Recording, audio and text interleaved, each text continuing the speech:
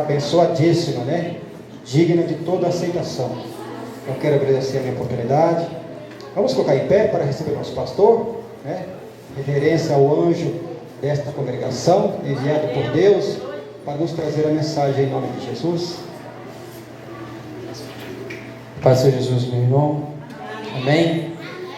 Aleluia. Nós viemos uma correria, sair de Divinópolis pelas 6h40, mas deu tempo de chegar, né? Irmãos, aleluia. Creio que Deus já está presente aqui na casa.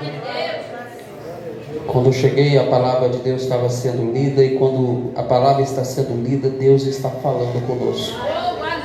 Amém? Mas eu quero que os irmãos abram comigo a Bíblia em primeira carta do apóstolo João, está depois de 2 Pedro. Lá no final da Bíblia Sagrada está as cartas enviadas pelo apóstolo João, no capítulo de número 2 e o versículo de número 16 e o versículo de número 17. Capítulo 2, 1 João, capítulo 2.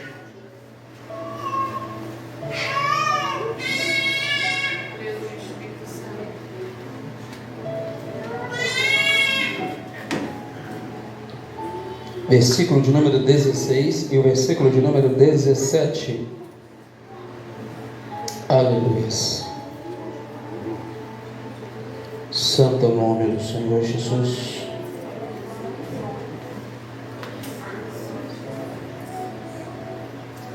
Quero justificar aqui a irmã Cristina, que foi em Nova Serrana e disse que provavelmente não chegaria a tempo.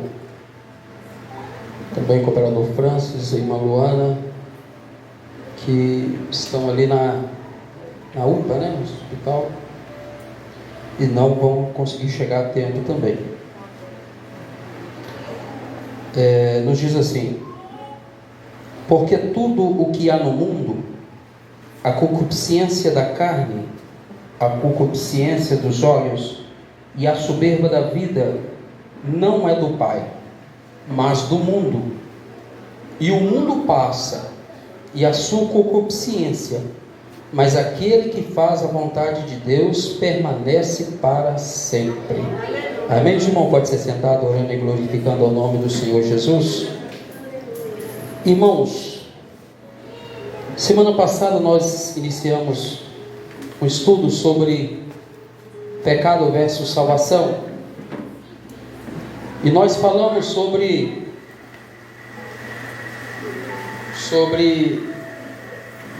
como surgiu o pecado, a desobediência de Eva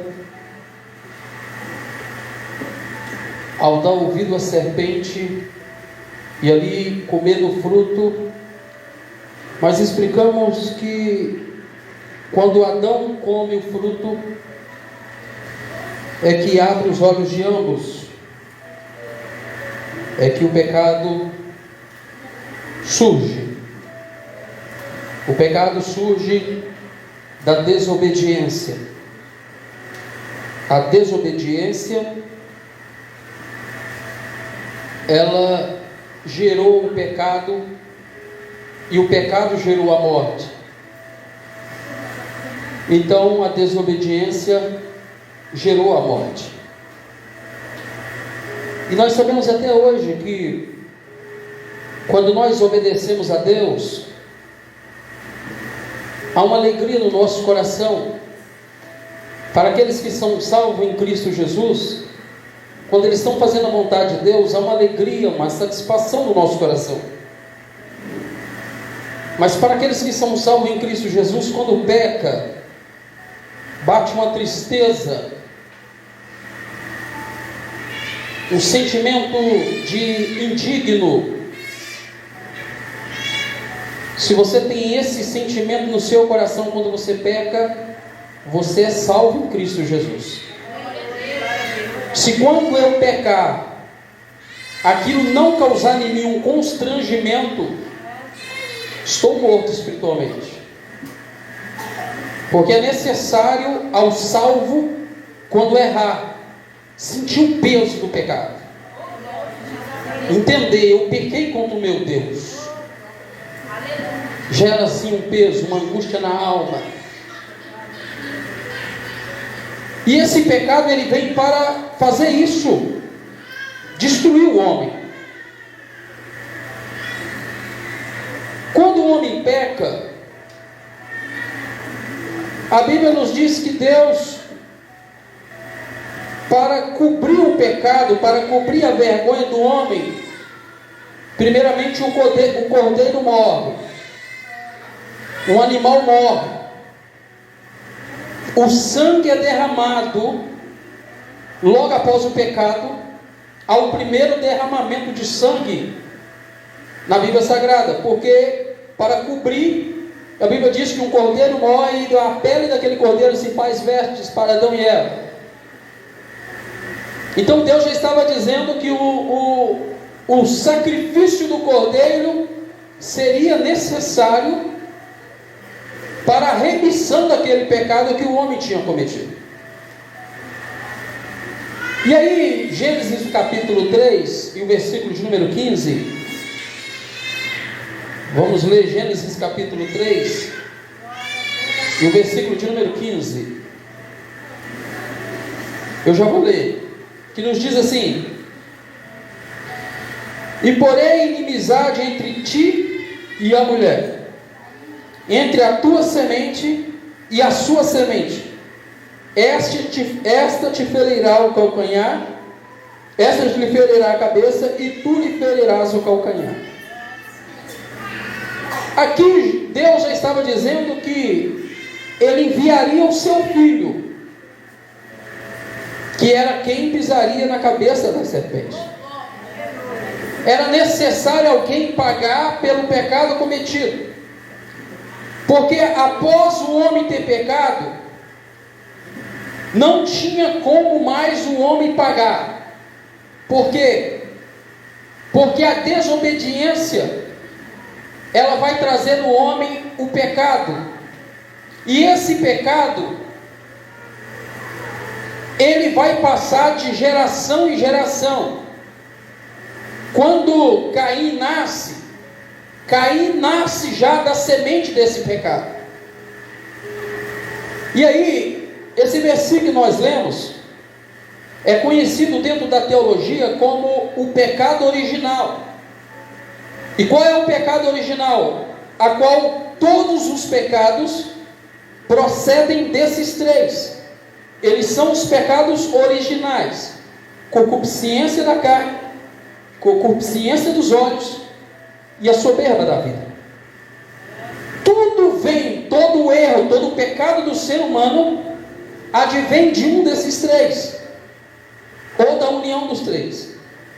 E quando Caim nasce, quando Abel nasce, quando Sete nasce, quando a humanidade vai nascendo, ela vai nascendo com este pecado dentro de si. Quando eu nasci com este pecado. Quando você nasceu com este pecado. Todo ser humano nascido de um homem e de uma mulher nasce debaixo da lei do pecado. E alguns de nós têm a concupiscência da carne. Pastor, o senhor está falando que eu tenho? Prova na Bíblia Sagrada. A concupiscência dos olhos, ou a soberba da vida. E às vezes os três dominam. Então, era impossível que qualquer ser humano nascido do homem e da mulher conseguisse pagar pelo pecado, porque ele já nasceu pecador. Então era necessário que alguém que não viesse do homem, porque foi o homem que pecou, e através do homem entrou o pecado na carne. Então por isso que Jesus Cristo, ele vai nascer de uma mulher. Jesus Cristo não nasce de um homem, porque se ele nasce de um homem, ele nascia debaixo da lei do pecado. Mas no momento que ele nasce de uma mulher, ele não carrega a semente do pecado. E aí nós vamos falar sobre esses três, para nós compreendermos por que Jesus Cristo morreu na cruz por nós. A concupiscência da carne, ela fala de algo imediato. A concupiscência da carne, ela é uma satisfação pessoal, momentânea. A concupiscência da carne, eu quero algo e quero já.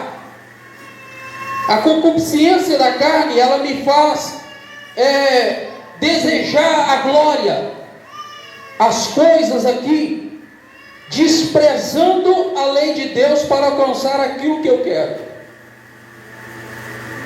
É como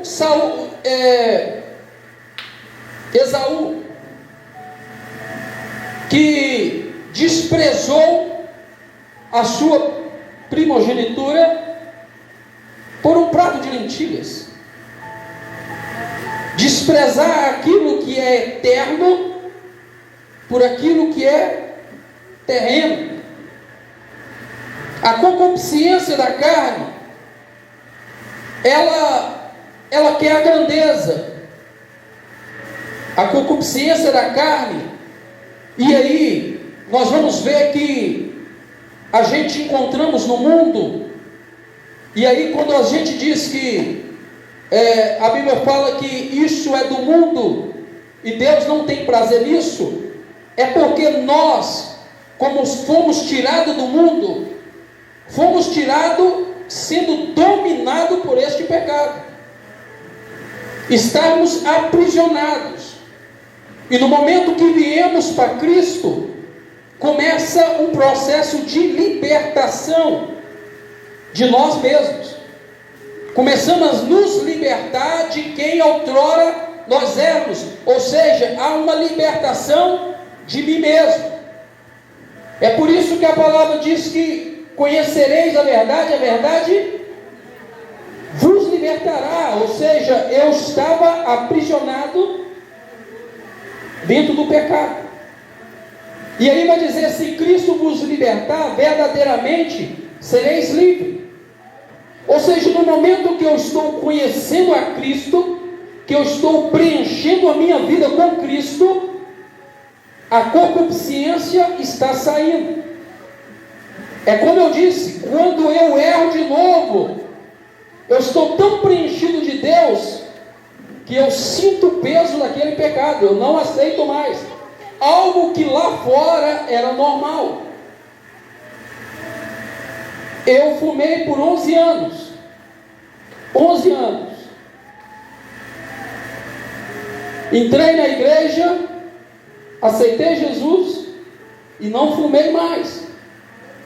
Mas quando alguém chegava perto de mim com um cigarro, aquilo me fazia ânsia de vômito. Eu começava a passar mal e eu pensava: mas eu fumei tantos, por que que hoje não?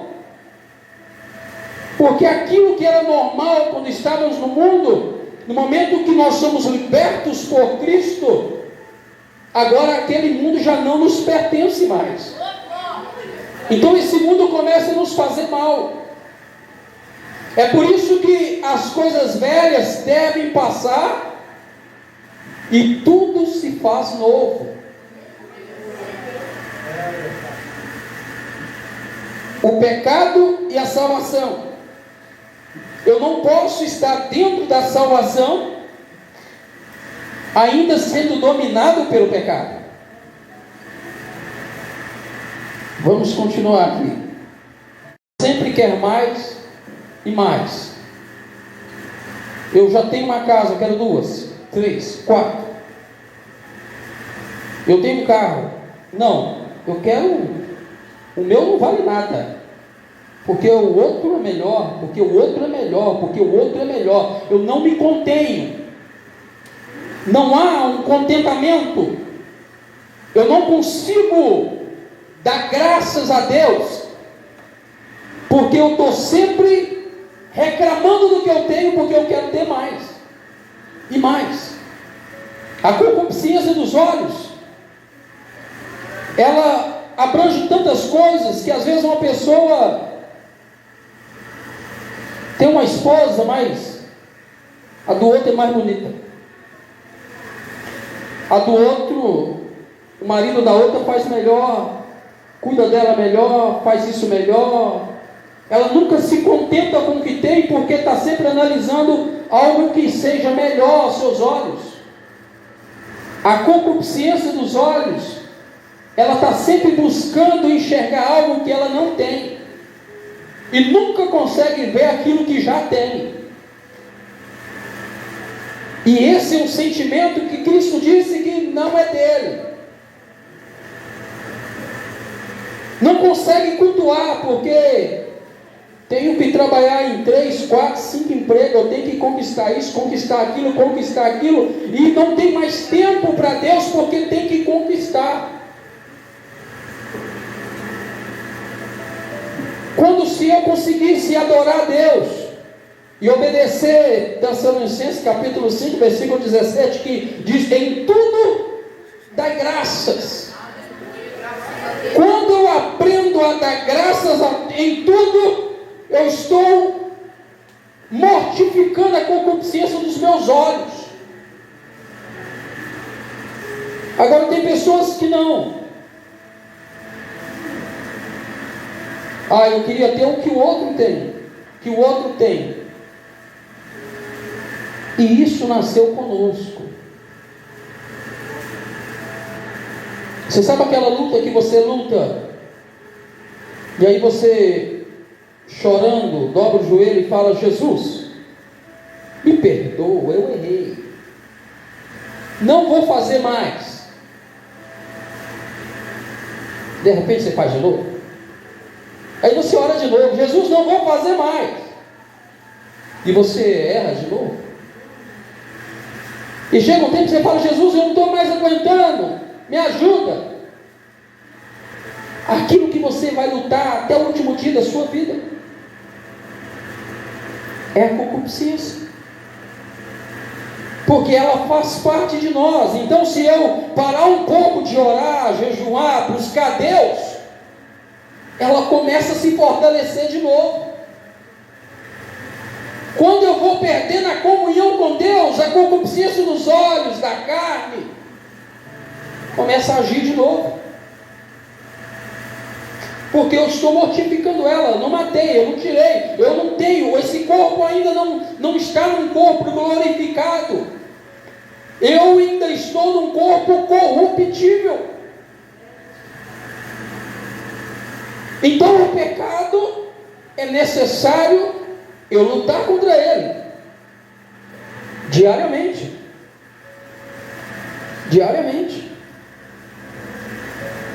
Eu fui passar no supermercado a compra, e aí, para não pegar uma caixa de leite com 12 e jogar uma caixa inteira lá em cima, a gente tira um, né? Todo mundo que faz isso tira um leite e passa lá e fala: são 24. Na época os meus bezerros ainda estavam tudo pequenininho. 3 caixas de leite, são 36 leites. A moça não ouviu, passou só um. Aí quando passou lá, que eu olhei na nota, só um.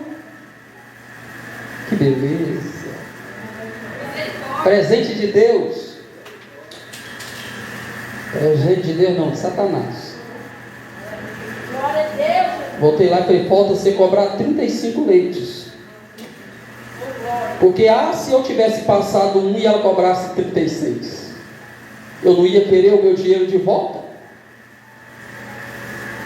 Nós somos testados o tempo todo. Achei um dinheiro, achei uma carteira cheia de dinheiro.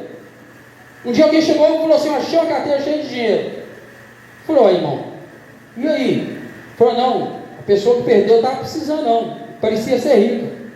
Falei: então você viu quem perdeu?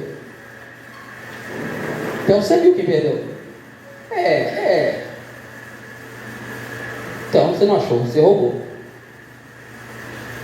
Porque Satanás se prepara. A nossa carne, nós somos testados o tempo todo porque a concupiscência está em nós. E o pior é que Satanás sabe qual que é. Ainda estou na concupiscência, cheguei na soberba não, mas Satanás sabe qual que é. E é por isso que o vigiar e orar, e aí o vigiar, se vocês repararem na Bíblia, vem antes de orar, é tão necessário na vida daqueles que servem a Deus. A comunhão com Deus nos fortalece para resistir e ter a compreensão de ouvir o Espírito Santo falar: filho, faz assim, filho, age dessa forma, porque não é eu, não somos nós que somos bons, bons é Cristo que mora em nós. Porque sem Cristo nessa carcaça, só sobrava o pecado. A minha comunhão me faz eu ouvir ele dizer: filho, paga os outros 35. É a minha comunhão. Porque a minha carne, com 35 leitos, eu compro 2 quilos de picanha. E aí vamos agir de forma errada. Vamos entrar então na soberba, né? Aleluia. A soberba da vida.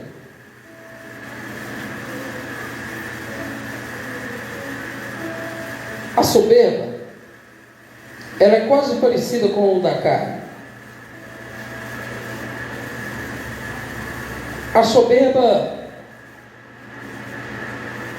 ela está igual quando Satanás olha para o céu e vê o trono de Deus.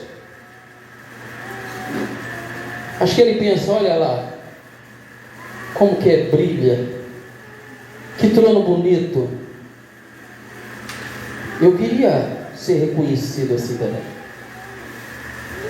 Eu queria que todos me vissem como vê Deus. Ele fala: eu subirei aos céus, acima do trono de Deus construirei o meu, e eu serei semelhante a Altis. A soberba, que foi o pecado que Satanás caiu, e é o pecado que ele trabalha em nós. A Bíblia diz que os que se exaltam serão humilhados, os que se humilham serão exaltados. Porque a exaltação, a soberba e a humildade são contrárias.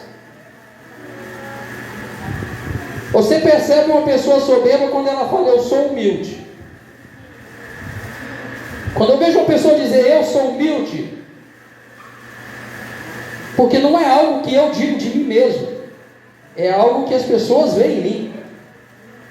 Só de eu dizer que eu sou uma pessoa humilde, eu já estou me exaltando sobre outras pessoas que não são.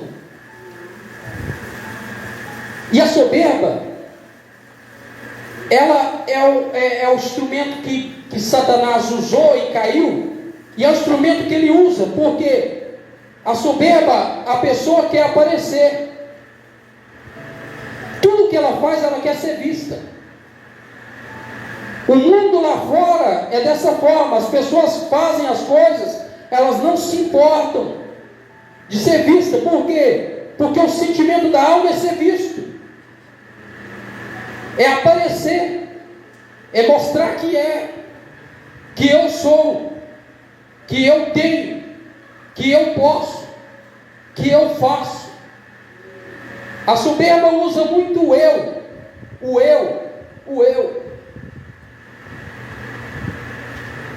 A soberba, ela tenta elevar a gente a um nível, e aí a soberba não pertence, algumas pessoas dizem, aos ricos, porque os pobres, às vezes nós até atribuímos A pessoa que tem pouco recurso financeiro como humilde. Eu fui numa casa, mas a casa era tão humilde. Parece que humilde é sinônimo de pobreza, pobreza é sinônimo de humildade. Tem pobre e soberbo, arrogante, que se você der para ele uma caixinha de fósforo, ele sobe e faz um discurso. E tem rico humilde. Então não é questão de financeiro, não é poder aquisitivo que torna uma pessoa humilde ou soberbo. É algo que está na alma dela e ela vai ter que lutar contra essa soberba sempre. A pessoa soberba, ela não consegue olhar e reconhecer os próprios erros. O erro sempre é do outro. Porque eu sou superior, eu não erro. Fulano que errou, fulano que erra. A soberba não nos permite errar. E se eu errei, a culpa é de alguém que me induziu ao erro. Eu não erro. A soberba, ela consegue ver o filho dela indo para um caminho de morte e falar: quem é o menino que está levando meu filho para lá? Ela não consegue nem olhar e falar: meu filho está indo para um caminho errado. Os amigos levaram meu filho. A culpa é de todo mundo em volta, menos de si. E aí deve ser esse sentimento de soberba que está em nós. Tá, irmãos, não é algo para a gente olhar para a pessoa e falar assim: aquela ali é soberba, aquela ali tem concupiscência da carne dos olhos. Não, porque o meu pecado só é diferente do seu, a minha luta só é diferente da sua. Mas a soberba deve ser muito difícil quando ela lê na Bíblia: examinar-se, pois, o homem a si mesmo. Isso é difícil, porque se as coisas não estão dando certo, alguém não fez certo. E eu não consigo olhar para mim. A soberba impede a gente de olhar para dentro de nós. E é tão duro uma pessoa, quando eu identifico uma pessoa com essa concupiscência martelando a vida dela, porque é uma pessoa solitária. Ela não é solitária porque ela quer estar solitária, é porque ninguém é perfeito aos olhos dela, então as pessoas se afastam, porque ela sempre vai culpar o outro. O amigo mais próximo está errado, o marido não vale nada, a esposa não, a culpa não é minha, é dela, sempre de alguém. E aí, esse pecado nos aprisionou. Esse pecado vem nos aprisionando há décadas, centenas, milhares de anos, até o dia que o Cordeiro morreu na cruz. Glória a Deus. Até o dia que alguém pagou o salário do pecado. E aí a Bíblia diz que o salário do pecado é a morte. Aí Jesus falou: então eu vou morrer. Então, Pai, e ele vai registrar essa fala lá em Isaías: quem enviarei? Isaías até diz aqui na terra eu, mas lá no céu Jesus fala: eu vou. Eu vou. E aí nós vamos chegar na salvação. E aí Jesus morre na cruz para a remissão dos nossos pecados. Mas eu aceitei Jesus. O sangue dele me lavou. Estou perdoado. Então por que eu continuo pecando? E se eu continuo pecando, qual a diferença minha e do pecador? Alguém quer me falar?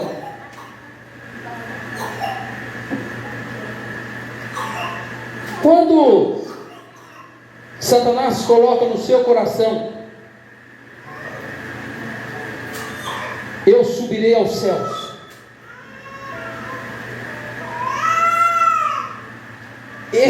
essa soberba dele faz com que o pecado nasça dentro dele. O pecado nasceu primeiramente dentro de Satanás. É a essência dele. Assim como Deus é amor, Satanás é pecado. Existiria Deus sem amor? Não existe Satanás sem pecado. Então, o pecado é a essência de Satanás, mas do homem não. Por quê? Porque o pecado nasce dentro de Satanás e sai para fora. O homem é contaminado pelo que ele ouve. Então o pecado entrou no homem de fora para dentro, não foi de dentro para fora. Então, assim como ele entrou no homem, ele sai. Mas se tirar de Satanás, por isso Satanás não há pecado, não há perdão. Não adianta alguém falar que Deus é amor. Deus é tão amor que no último dia até Satanás vai ser perdoado. Não existe isso. Porque assim como o pecado entrou, quando eu reconheço que o pecado entrou, e quando eu clamo a misericórdia de Deus, o pecado também sai. Glória a Deus. Glória. Então, quando eu confesso, e a Bíblia diz, quando confessa e deixa, alcança misericórdia. Glória. Quando eu confesso que eu sou um pecador, então eu sou justificado pelo sacrifício de Jesus Cristo na cruz. Quando eu consigo abrir os meus lábios e confessar: Senhor, pequei. Senhor, errei. Então a diferença entre o pecador e o outro pecador está naquilo que eu reconheço. Se o pecado, como eu digo, ele não me causa um constrangimento, é porque o pecado se tornou natural para mim. E aí lá no mundo o pecado é normal. A concupiscência da carne, ela gera o desejo carnal, sexual. A concupiscência da carne gera isso. E aí se torna normal. Mas não normal da igreja. Porque a igreja, se há esse tipo de ato, isso tem que gerar um constrangimento, um arrependimento, um sentido que eu estou morrendo espiritualmente grande, tão grande, que isso tem que mexer comigo, a ponto de eu desejar correr aos braços de Deus e buscar dele perdão, misericórdia. Mas às vezes nós estamos permitindo. E aí, eu já contei essa palavra aqui, mas eu vou contar de novo. Satanás chegou num culto, o culto estava avivado. Satanás chegou e falou: opa, culto bom, deixa eu entrar. Aí o porteiro falou: aqui você não entra. Vai entrar não, Satanás, vai estragar o nosso culto. Você não vai entrar. Ou deixa eu entrar. Não pode. Vou colocar só meio corpo para dentro. Falei: não, você não vai colocar nada. Só uma perna? Não. Só o braço dentro da igreja? Não. A mão? Só meu dedo vai entrar dentro da igreja. Posso? Não. Não, deixa eu colocar só a ponta da unha. Aí fala, mas só a ponta da unha? A ponta da unha pode. Aí entrou a ponta da unha. Mas atrás foi o dedo. Atrás do dedo foi a mão. E aí o braço já foi. O perna, o corpo, de repente já estava dominando a igreja. Dominando a igreja. Já gerou um esfriamento espiritual na igreja inteira. Aquilo que não era mais permitido já passa a ser permitido. Já começa alguém pegando o microfone e batendo, as pessoas estão sendo duras demais, essa palavra não é de Deus, essa palavra está sendo dura. É porque não deveria pregar esse tipo de coisa, é porque Jesus é amor, e começa uma pregação de que o inferno é maravilhoso. Porque Satanás, ele trabalha como desde o começo, desde o momento que ele foi lá, só tinha Adão e Eva, e ele ainda foi lá. Ele vem aqui também. Qual o intuito? Destruir você que ora, destruir você que quer servir Jesus, arrumar a pedra de tropeço para quem quer verdadeiramente andar com Cristo, fazer com que eu esfrie espiritualmente, fazer com que eu pare de orar, porque no momento que eu estou orando, eu estou buscando comunhão com meu Deus, e eu estou suportando as afrontas da carne, a soberba, o desejo desenfreado por ter, ser, por poder. E aí, nós temos que buscar a Deus. Quando nós falamos de salvação, nós falamos do sacrifício que Jesus Cristo fez na cruz. Nós falamos do sangue dele que foi derramado por nós. Nós falamos de ele morrer numa cruz do Calvário. E aí Romanos, ele vai dizer que quem confessar, Romanos capítulo 10, versículo 9 e versículo 10. Quem pode ler para mim? Romanos capítulo 9. Romanos capítulo 10, versículo 9 e versículo 10.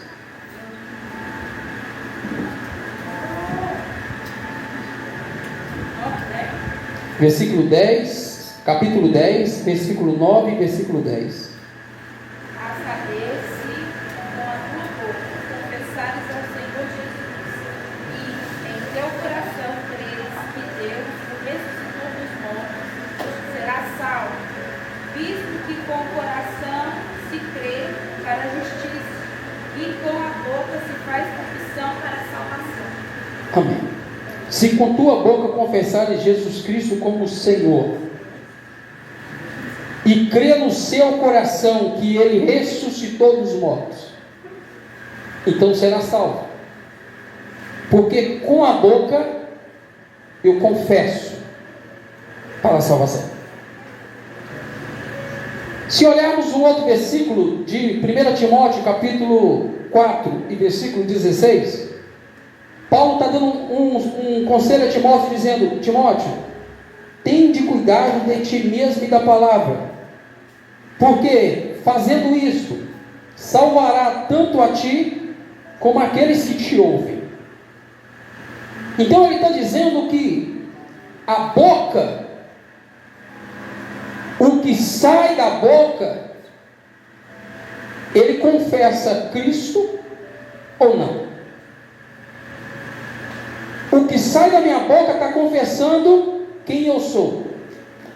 E aí a Bíblia vai nos dizer que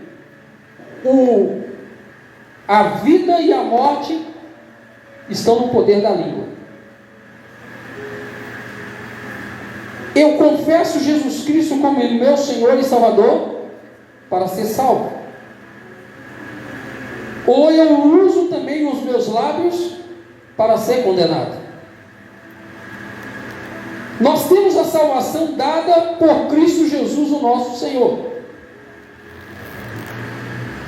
Mas o crente salvo, quando ele abre a boca, dá para perceber se ele é salvo ou não. Porque o que sai da boca dele é água doce ou amarga? O que sai da boca do cristão gera salvação ou gera morte e destruição? A salvação que Cristo pagou na cruz do Calvário, Ele nos deu ela de graça e nos deu a responsabilidade de demonstrar ela ao mundo. Como eu disse, o dia que eu aceitei a Cristo, eu passava na rua e via uma moça que o rosto dela brilhava,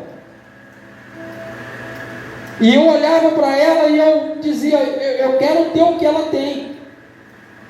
Eu não sabia, eu estava bêbado, drogado, mas eu olhava para ela e ela tinha um brilho, ela tinha salvação. A maneira dela falar demonstrava que ela tinha salvação. Os lugares que ela andava demonstrava que ela tinha salvação. Tudo demonstrava que ela era salva. Então, quando eu aceitei a Cristo, eu pude entender que o que eu queria dela era salvação, que ela demonstrava. O cristão, quando ele é salvo, o cristão, quando ele foi liberto pelo sangue de Jesus, ele já não tem mais aquele semblante de pecado.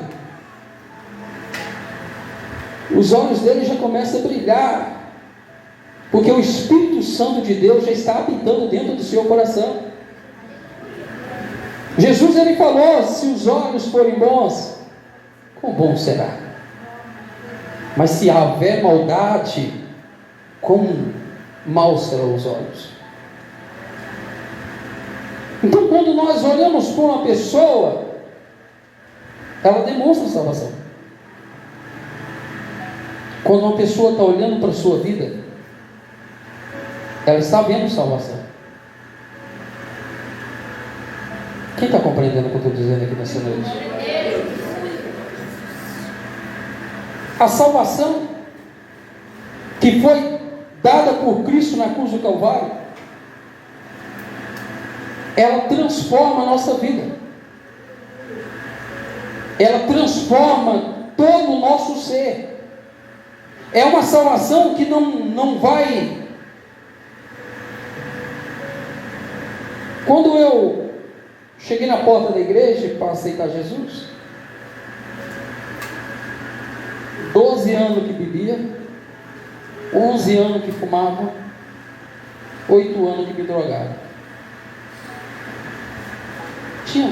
Estava arrebentado aquele dia, bêbado, mas bêbado. Então imagina o semblante, imagina quem eu era. E aí eu entrei naquele culto, naquele dia, e aceitei Jesus como meu Senhor e Salvador. Saí ali de dentro liberto. E aí quando chegou na outra semana, eu encontrei um rapaz, eu até encontrei com ele em Divinópolis, alguns anos atrás. Eu aceitei Jesus há 21 anos atrás. 4 de 8 de 2002. 4 de agosto de 2002. E uma semana depois que eu tinha aceitado Jesus, ele olhou para mim e falou assim: Tem algo diferente em você. Eu não consigo perceber, mas não é a mesma pessoa. Falou o meu vulgo lá, como que eu era chamado. Mas não parece ser mais a mesma pessoa. Porque no momento que nós aceitamos a Cristo, a salvação de Cristo não é apenas uma transformação do pecador para o céu, mas é uma transformação na minha maneira de falar, na minha maneira de pensar, na minha maneira de agir, na minha maneira de me vestir. É uma mudança no meu ciclo de amizade, é uma mudança de quem eu me relaciono. A transformação e a salvação de Deus, ela muda tudo. Glória a Deus. Eu não posso ser salvo e sair palavrão da minha boca. Eu não demonstro salvação quando sai um palavrão da minha boca. Quando sai uma palavra na hora da ira, aquele momento que você bate o dedinho no pé da cama, o que sai da boca? O sangue do cordeiro? O que sai de nós? Quando acontece uma situação adversa, quando nós somos tentados por Satanás, quando o pecado vem, o que sai de nós? No momento que estamos irados, e todos nós chegamos ao momento de ira, o que sai de nós? Salvação ou pecado? Porque um dos dois está habitando em nós. Um dos dois está tendo controle sobre nós. Porque o pecado, ele me leva à concupiscência, aos desejos desenfreados da carne, dos olhos, a soberba, o desejo de ser, de ter, de possuir, de me achar superior.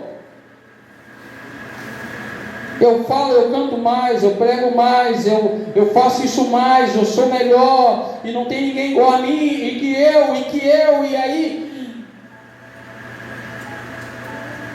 Isso é o desejo que Satanás tem para mim. De chegar e falar, você é muito bom. Não tem ninguém igual a você aqui, nessa igreja. Tem não. Isso é Satanás que fala isso com a gente, né? Porque Jesus não. Jesus fala, a glória é minha. Dá a glória para mim. Sou eu que faço. Sem mim, nada podeis fazer. Então Satanás, ele vem para me conduzir ao pecado. E esse é o trabalho dele. Trabalhar constantemente para me conduzir ao erro, ao pecado.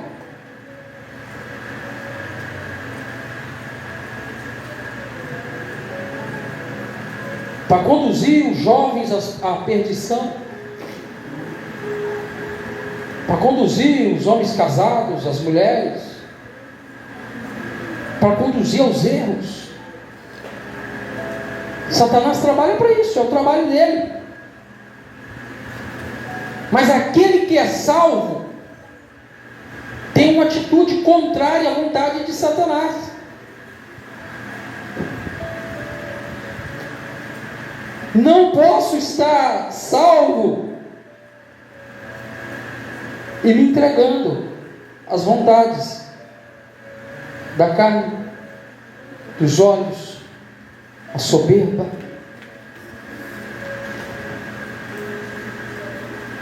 Entenda o que eu estou dizendo. Fui tentado hoje. O dia não acabou, ainda vou ser tentado de novo. Amanhã vou ser tentado de novo. E se Jesus demorar 100 anos para voltar, daqui a 100 anos, estamos sendo tentados ainda. Resistir ao Satanás e ele fugirá de vós. Mas resiste à carne, ela permanece aqui. Não foge. Eu vou ter que resistir ela amanhã de novo. Eu vou ter que lutar contra a força do mal de novo. Por que eu vou lutar e vou vencer? Porque eu sou salvo em Cristo Jesus, o meu Senhor. Porque eu não vivo mais debaixo da lei do pecado, porque o sangue do Senhor Jesus Cristo já pagou a cédula do pecado que tinha sobre a minha vida. Não sou mais conduzido pelo pecado. Hoje somos conduzidos pelo Espírito Santo de Deus. E hoje já somos conduzidos por Deus. E aí quando você ora, pode parecer que não tem nada acontecendo no momento que você orou. Parece que você dobrou o joelho, eu orei, mas nada aconteceu. Mas a hora que vem a tentação, você está forte. Talvez você jejuou e pensou, só fiquei com fome. Ah, se Deus abrisse seus olhos e você enxergasse o mundo espiritual. Como que aquele jejum está destruindo, está destronando o Satanás sobre a tua vida. Ah, no momento que eu comecei a ler a Bíblia Sagrada, eu já disse isso aqui. Entra aqui nas redes sociais, TikTok, Instagram, começa a rolar vídeos. Quanto tempo passa? Meu Deus, já se passaram 3 horas, 4 horas, eu nem percebi. Agora pega a Bíblia Sagrada e começa a ler um capítulo. A boca começa a abrir. O sono chega na hora. Um capítulo é coisa demais para ler. Por quê? Você não consegue enxergar, mas se Jesus abrisse os teus olhos, você ia enxergar o mundo espiritual. A batalha que se lançou contra você no momento que você abriu a Bíblia Sagrada. Mas no momento que você está perdendo o seu tempo aqui, no momento que você está aqui, isso aqui não incomoda não. Isso aqui vai aparecer alguma coisa engraçada para você rir, uma concupiscência para entrar na sua vida. Vai aparecer, sabe? Uma sutileza que aparece aqui.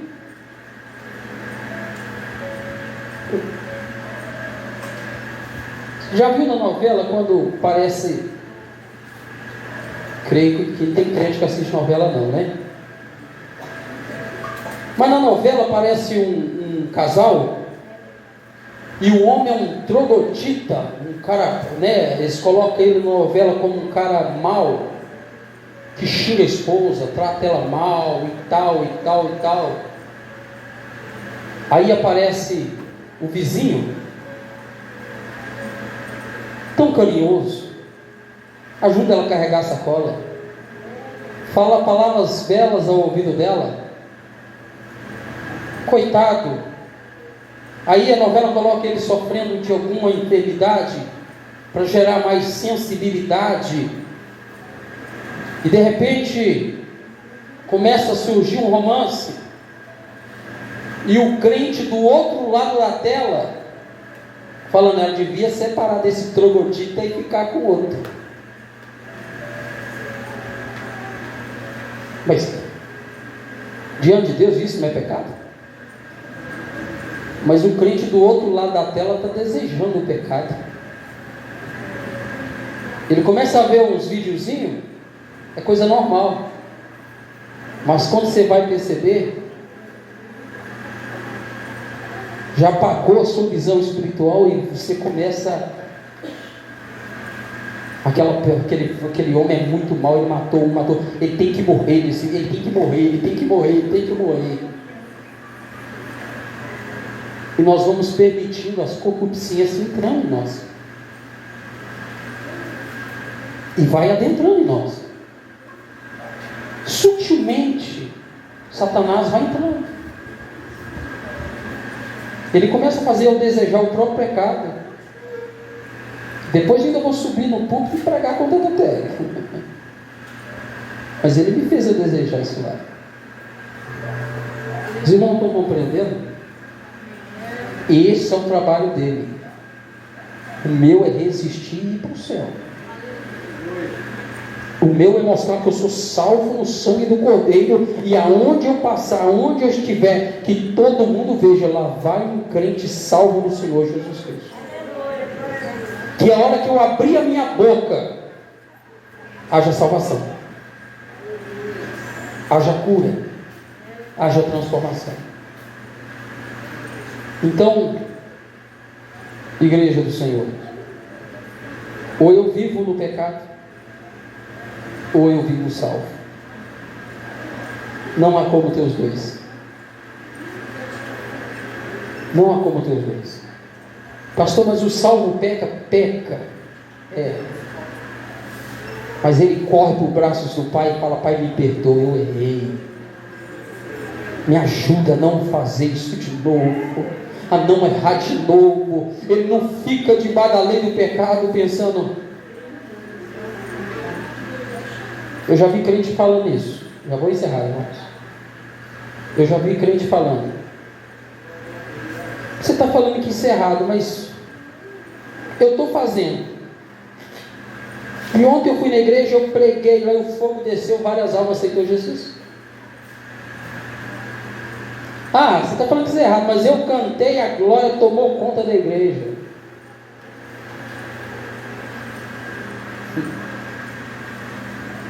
Atribui salvação à santidade. Atribui salvação a dons. Atribui salvação à espiritualidade. E salvação não é eu pregar. Se eu estou salvo, eu prego e Deus cura. Se eu sou pecador, eu prego e Deus não faz nada. Não. A Bíblia diz que aqueles homens chegaram lá e falaram: Senhor, em teu nome nós expulsamos demônios. Senhor, em teu nome profetizamos, em teu nome fizemos maravilhas, falamos em outras línguas. E o Senhor vai dizer: apartai-vos de mim, vós que praticais a iniquidade.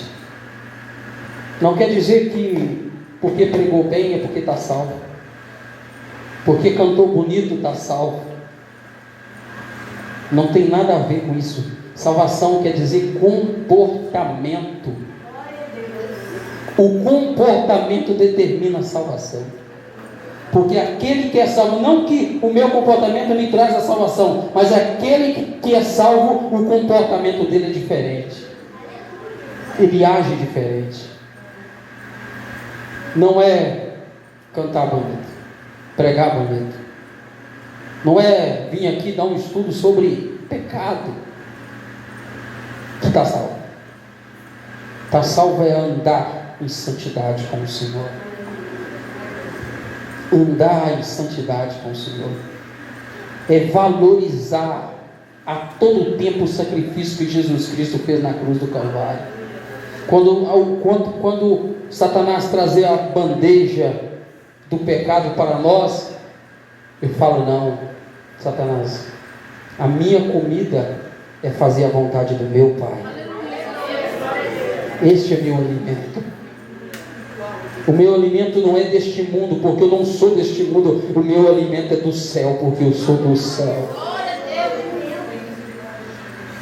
Porque tudo isso que Satanás dá aqui é passageiro, mas o que Cristo te dá é eterno. Nunca permita que você perca a salvação por nada neste mundo. Não permita que ninguém te conduza a caminhos longe da salvação. Se você tiver um colega e este colega estiver andando para a perdição, ou você fala com ele: vem comigo, ou deixa ele embora. Eu já vi pessoas orando, eu já vi, estava do lado, falando para Jesus: se o Senhor não der salvação para ele, tira a minha também. Não faço isso nem pela minha mãe. Amo o Senhor, meu Deus, acima de todas as coisas. Nunca eu vou chegar para alguém, porque o sacrifício de Jesus na cruz não é algo para mim barganhar com Cristo. A salvação não é para ser barganhada. Se o Senhor não fizer isso, eu não vou para a igreja. Se o Senhor não fizer isso, eu não vou fazer tal coisa. Se o Senhor não fizer isso, eu não faço isso não. Não permita que ninguém tire a sua salvação. Não permita que ninguém, nem seu pai, nem sua mãe, nem marido, nem filho, nem esposo, ninguém, colega, ninguém, ainda mais o endemoniado. A irmã Andressa pregou aqui domingo, e a palavra que ela pregou não sai da minha cabeça. Não pare para responder ninguém, porque você tem um caminho para seguir. Você está indo no caminho de Canaã, então não pare para responder ninguém. Ou seja, se um endemoniado parar no seu caminho tentando te ofender, entenda, você está indo para o céu, e ele pode até estar indo para o inferno. Não pare para discutir com o endemoniado, porque o seu caminho é o céu dele, não. Bateu direitinho, acho que Deus me jogou a prova. A diretora da supervisora me chamou lá no cantinho. Uma coisa na minha sala. Parece que queria que eu falasse o que meu companheiro estava falando. Aí eu fiquei para a pessoa, não vou falar. Travei. Aí agora eu estou entendendo o mistério de Deus. Elas queriam que eu falasse alguma coisa mal dela, do meu companheiro, né? Sei lá, não sei fazer não, tá? Então, assim, eles queriam que eu falasse mal dela para elas, para colocar culpa, entendeu? Nela, e eu fui travei na hora, não consegui falar. Eu falei, não fala. Pode falar, Sá. Você não estava falando mal dela, você não estava focando em outras, não. Agora deu certinho com a palavra da irmã aqui, ó. Não pare. Não pare. Falar dela, a minha companheira, em maus lençóis com eles. Nós estávamos falando hoje essa palavra, né? Andando na rua falando, a irmã Andressa pregou aqui, não pare para discutir. Então, não pare, você está indo para o céu. Não fica parando para dar atenção para o endemoniado. Não, se o endemoniado não quiser se libertar, deixa ele. Tem pessoas que se pisar no meu calo, você está parando o caminho da salvação para... Vamos orar, irmão? Eu espero que os irmãos tenham entendido a lição de hoje. Aleluia, glória a Deus. Amém. Isso. Que bênção. Cheio de obreiros abençoados aqui nessa noite. Vamos louvar um hino para nós recolhermos dízimos e ofertas. 432.